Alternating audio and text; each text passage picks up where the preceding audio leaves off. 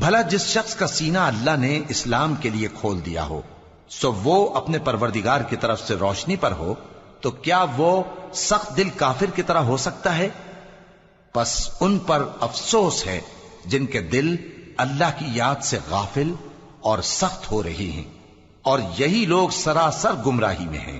اللہ نے نہایت اچھی باتیں نازل فرمائی ہیں، یعنی کتاب جس کی آیتیں باہم ملتی جلتی ہیں اور دہرائی جاتی ہیں۔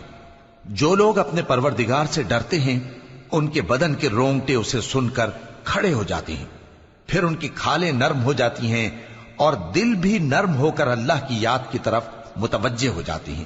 یہی اللہ کی ہدایت ہے، وہ اس سے جس کو چاہتا ہے ہدایت دیتا ہے، اور جس کو اللہ گمراہ رہنے دے اس کو کوئی ہدایت دینے والا نہیں۔ بھلا جو شخص قیامت کے دن اپنے چہرے پر برے عذاب کو روکتا ہو، کیا وہ ویسا ہو سکتا ہے جو چین میں ہو؟ اور ظالموں سے کہا جائے گا کہ جو کچھ تم کرتے رہے تھے اب اس کے مزے چکھو۔ جو لوگ ان سے پہلے تھے انہوں نے بھی تکذیب کی تھی، تو ان پر عذاب ایسی جگہ سے آ گیا کہ ان کو خبر ہی نہ تھی۔ پھر ان کو اللہ نے دنیا کی زندگی میں رسوائی کا مزہ چکھا دیا، اور آخرت کا عذاب تو بہت ہی بڑا ہے۔ کاش یہ سمجھ رکھتے۔ اور ہم نے لوگوں کے سمجھانے کے لیے اس قرآن میں ہر طرح کی مثالیں بیان کی ہیں تاکہ وہ نصیحت حاصل کریں۔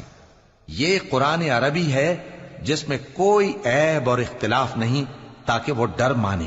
اللہ ایک مثال بیان کرتا ہے کہ ایک شخص ہے جس میں کئی آدمی شریک ہیں مختلف مزاج کے، اور ایک آدمی پورے کا پورا ایک شخص کا غلام ہے۔ بھلا دونوں کی حالت برابر ہے؟ نہیں، الحمدللہ، مگر یہ اکثر لوگ نہیں جانتے۔ اے پیغمبر، تم بھی مرنے والے ہو اور یہ بھی مرنے والے ہیں، پھر تم سب قیامت کے دن اپنے پروردگار کے سامنے جھگڑو گے